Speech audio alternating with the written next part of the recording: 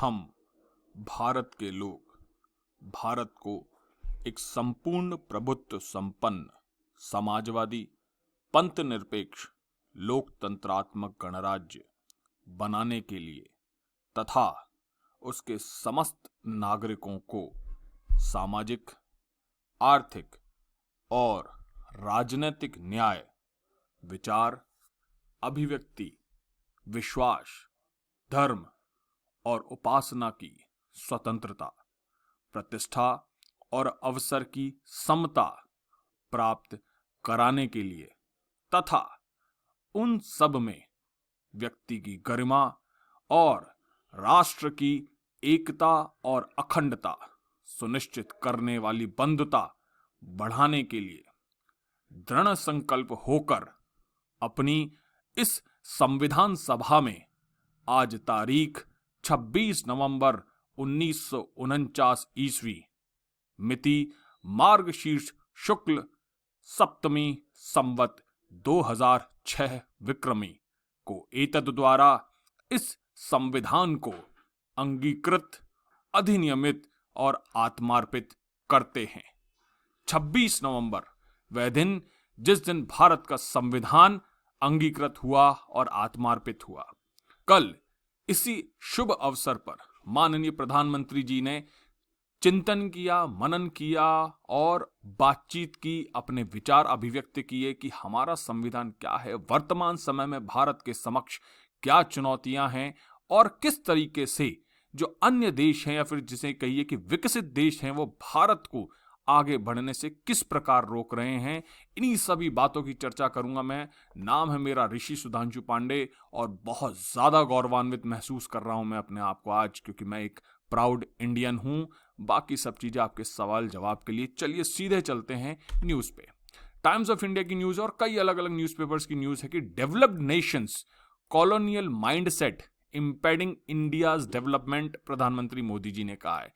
क्या होता है कॉलोनियल माइंडसेट, ये मैं बताऊंगा आपको। और क्या क्या कहा है प्रधानमंत्री जी ने, ये भी बताऊंगा। लाइव लॉ की भी रिपोर्ट है कि obstacles put in countries development sometimes in the name of freedom of expression. अभिव्यक्ति, जिस अभिव्यक्ति की बात की, जिस स्वतंत्रता की मैंने बात की कि विचार और अभिव्यक्ति की स्वतंत्रता की बात है, उसके नाम पर भी कभी कभी भारत के जो विकास की गतिविधियां हैं उनको रोकने का प्रयास होता है। इसके अलावा न्यूज़ 18 की भी न्यूज़ है, कई सारे और कोर्ट्स हैं, इंडिया टुडे की भी न्यूज़ है और भी बहुत जगह इस न्यूज़ को कवर किया गया है। तो सबसे पहले मैं बताता हूं कि कहा क्या। Attempts are made to shut the path and resources for developing nations through which developed nations reach where they are। जिस तरीके से वो खुद आज एक जगह पे हैं, उसी तरीके को दूसरे राष्ट्रों द्वारा यूज करने पे वो रोक लगा रहे हैं। हजारों चूहे खाके बिल्ली हज को चली। In the past decades, a web of different terminologies was spun for this, but the aim has always been one to stop the progress of developing nations। उन्होंने क्या किया, उन्होंने अपना विकास कर लिया, फिर उसके बाद उन्होंने चिंता जाहिर करना शुरू की कि नहीं ये तरीका तो गलत है, वो तरीका तो गलत है। और साथ ही साथ बहाना क्या लिया कि भैया आप जो हैं अब विकास न करें, क्योंकि इससे प्रकृति का कल्याण नहीं होगा।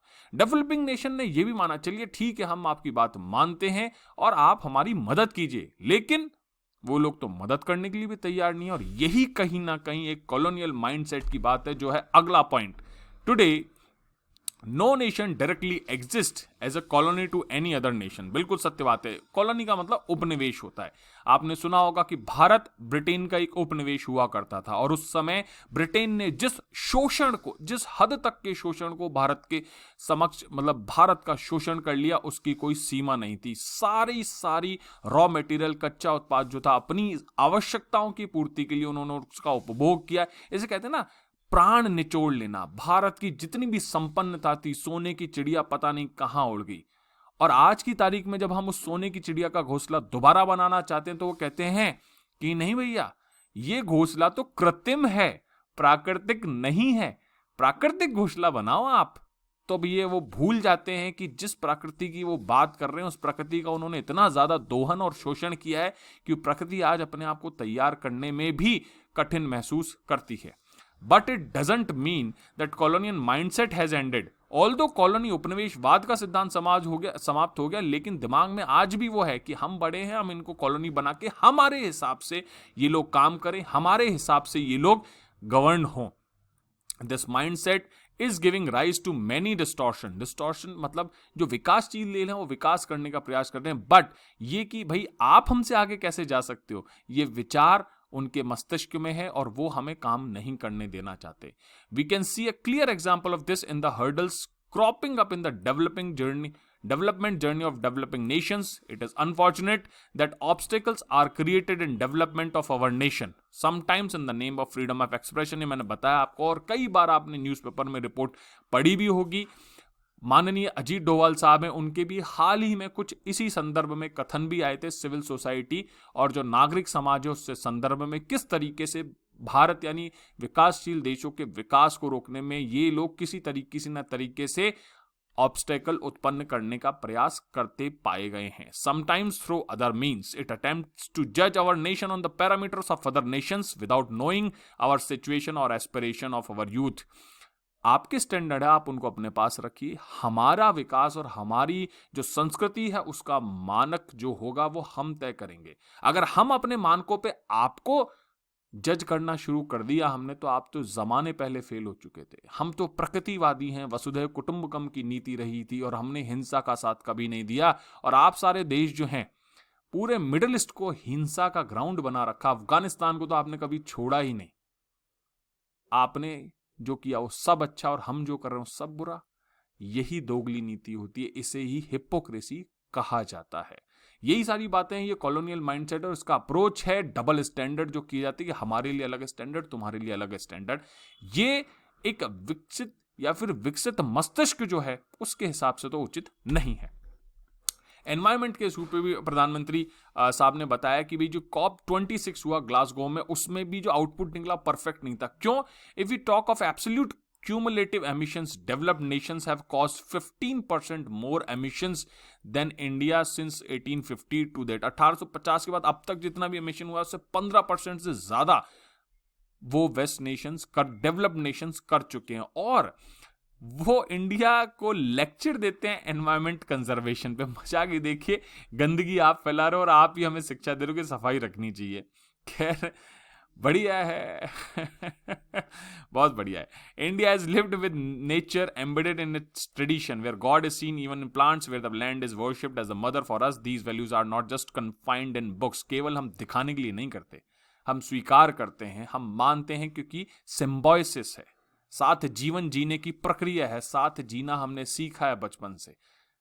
यही अंतर है, हम दिखावा नहीं करते, शो नहीं करते, जीवन की प्रक्रिया है। इसके बाद उन्होंने ड्राफ्टर्स ऑफ द कॉन्स्टिट्यूशन के बारे में कहा कि हमारे कॉन्स्टिट्यूशन जो मेकर्स थे, जिन्होंने हमारे संविधान का निर्माण किया, उन्होंने हमारे इस तरीके का कॉन्स्टिट्यूशन दिया और हमारे सपनों को पूरा करने की एक रोशनी दी हमें।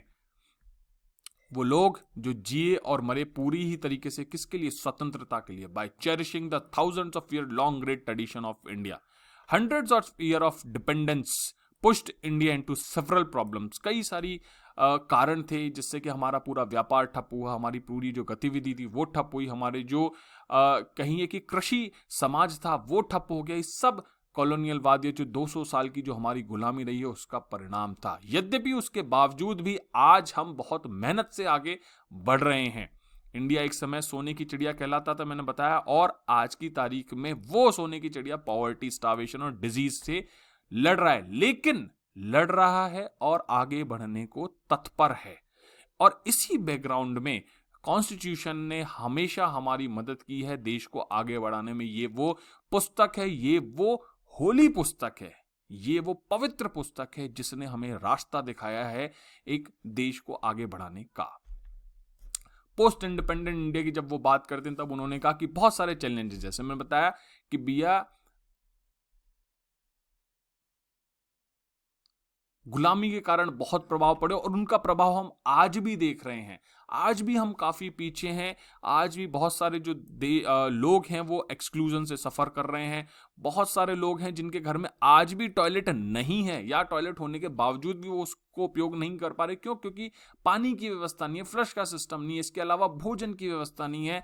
कई कई लोग आज भी अंधेरे में जी रहे हैं। पेयजल की व्यवस्था, उनके घर पे पानी नहीं आता, उन्हें 8-8 10-10 किलोमीटर दूर पानी लेने जाना पड़ता है।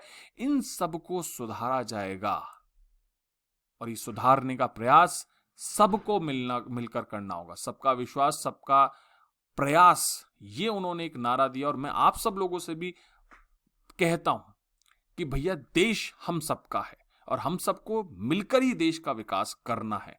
तो क्यों ना हम आपस में अपनी जो कमियां हैं, बुराइयां हैं, उनको भुला के देश के कल्याण के लिए बात करें। इसी के साथ दोस्तों, आप सभी लोगों को कल के संविधान दिवस की बहुत बहुत शुभकामनाएं।